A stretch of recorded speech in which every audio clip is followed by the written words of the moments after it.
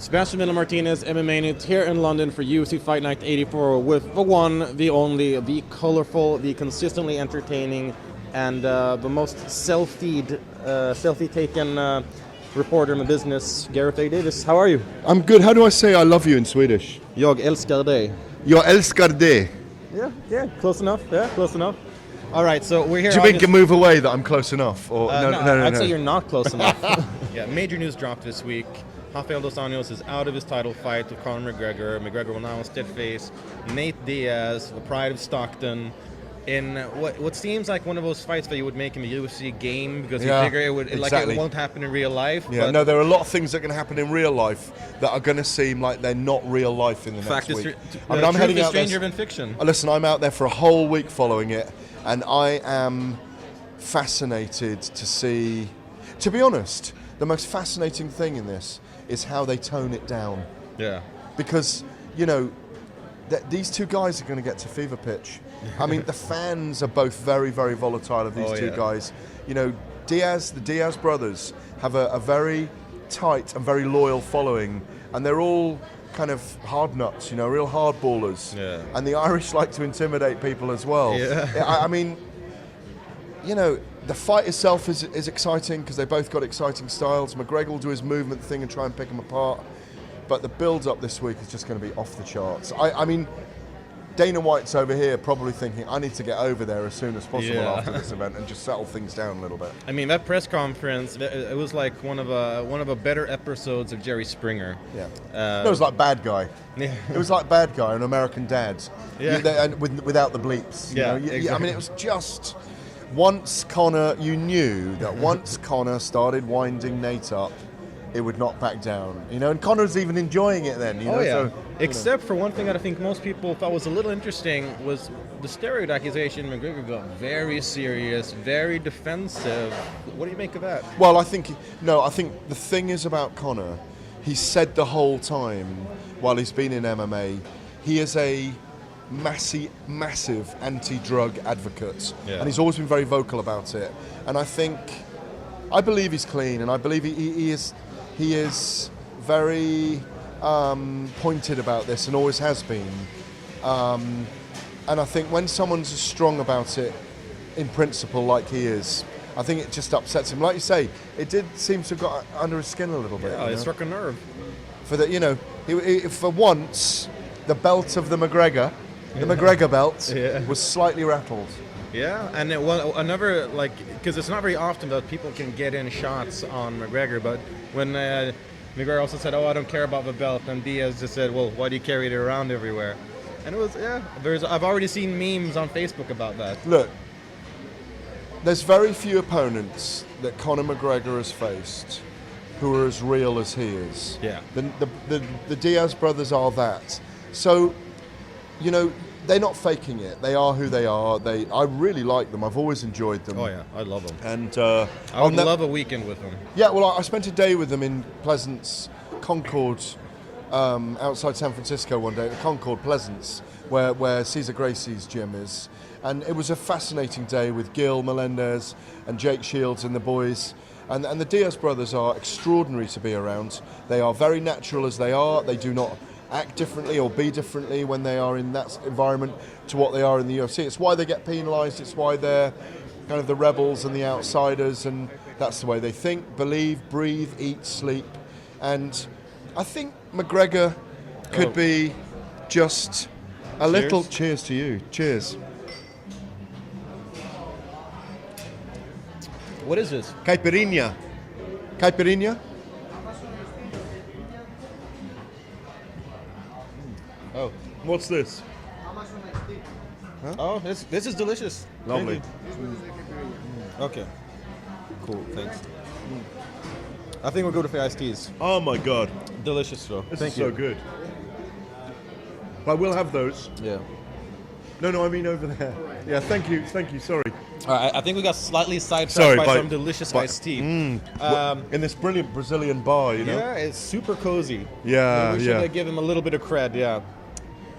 If you're ever at O2, great place. Do you know what? The O2 Arena, I've got to say this, it's the leading fight venue in the UK for me because it reminds me of of like a Vegas casino, because when you come here, you know, there's multiplex cinemas, there's about 12 restaurants, you know, there's a bowling alley. So when you come for a fight night here, or if you come for a fight weekend, you've got 10 different amazing cultures to eat in. Yeah. You've got sushi down there and wasabi, and you've got traditional steakhouses and brilliant places like this, you know, where, you know, they are all Brazilians working here as well. It's fantastic. And then we've just been in the Indigo, which is a music venue normally, where the weigh-in was. Really intimate music venue. It's a brilliant, it's the leading fight venue in the UK. Yeah. All right, well, I'm not sponsored by them, by the way, so it sounds like Are it, you but- sure? Yeah. Okay. Well, I think technically this interview is sponsored by this restaurant, though, because we're getting treated to stuff while we're doing it. But if we get back to UFC 196, Can I do one thing? And I never normally do this. All right. Shout out to Emily and Peter, by the way, in Stockholm. Okay. Totally acceptable. Vegas odds favor McGregor pretty heavily as a favorite. Think we're looking past Diaz, or do you think it's warranted? No, I think, you know, look, he's coming in on, 10 days notice, 11 days notice. They've agreed the welterweight limit. I think it's a little bit of a risk for McGregor, but I think Diaz is always kind of in shape, but he won't be in shape. Yeah. He's a southpaw, which is an advantage for him, but he does like to stand and bang. I think he's got a good technical game. Yeah. It's a really good matchup. But I think McGregor will start to break him up with his feet early in the fight. I mean, we saw how susceptible he was to leg kicks, for example. Exactly. All those kind of things. And, you know, I think it's a good test for McGregor. And you know, if he wins, he boasts a welterweight win on his record in the UFC as well. Yeah. So then he does fight Dos Anjos in the summer. Maybe they turn that to UFC 200. And then he steps up to the welterweight belt afterwards. And I tell you what, if Stephen Wonderboy Thompson, who's out for 5 months though, isn't he? Yeah. If he happens to fight and win the belt at any point, Wonderboy Thompson against Conor McGregor is a fantastic fight. Again. I favour Wonderboy in that, by the way. Oh, yeah? Oh, yeah. Oh, I do, interesting. yeah. Oh, well, actually, that makes a Huge little bit of reach sense. advantage, I think. Yeah, and especially on the strength of his past Yeah, win but as well. Besides all that, I'd love to see McGregor against Robbie Lawler as well. I think at this point, everyone will just want to see McGregor against everyone. Yeah, exactly. They're all mean, queuing up, aren't they? McGregor dos Santos. Yeah, you know? It's like, yeah, exactly.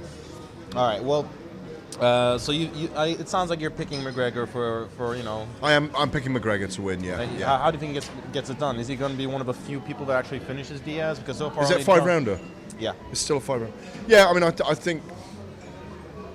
I think because Diaz hasn't had a long camp, he's going to tire as the fight goes on because of pure fitness and cardio. So I can see McGregor being on top and getting a 4th or 5th round stoppage. And what would you feel that Diaz would need to do to win this? Because Well, I put mean, it'll be pressure a on. huge upset. Put pressure on. Take him down. Show us his great jiu-jitsu against Conor. Get him on the ground. Smother him. And also, McGregor's hittable as well. Yeah, yeah. And Diaz can bang.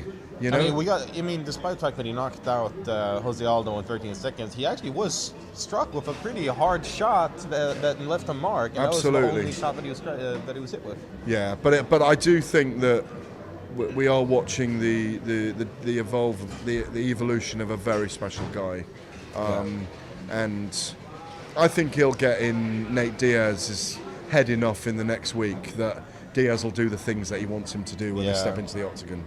Well, I mean, that brings us to another interesting question. No one can discount how good McGregor is as a fighter, but as sort of like how would you say? When it comes to mental warfare, he's also among the very best in the world. No, ever. No Better question. Yeah, he's better than Chael. That's good. Yeah. Chael was very similar, and still is when you speak to him. He's got this incredible intellectual capacity to understand competitive sport and combat sport and pitting yourself against another man. I think Muhammad Ali had it as well, and I think Conor has shades of Muhammad Ali about him, no question. Because like Muhammad Ali, maybe not in the same huge society way, he's captured the zeitgeist of a generation. Yeah. He's created a generation of guys who follow him, who are the hipsters, who are the young aspirants in Ireland and in America, and you know, he's got a following. He's actually got a generational following, and you see people who aren't even into fight sports who want to be and look like him, and that's the mark of someone who has, shifted a paradigm in the way they are in that time. But mentally, when you laugh at what someone says and there's an element of truth in it, but it's almost absurd and outrageous, you've won. Oh yeah. And that's what he's running the game now. It's the McGregor belt. He's installing himself in the UFC Hall of Fame. They're all kind of ludicrous and outrageous, but you kind of go, well, there's an element of truth in all of these. And while he's cooking these up in his mind and able to do them, you've got to go with him, because every time he says he's going to do something, he delivers. Yeah. That's why this is now another test at welterweight.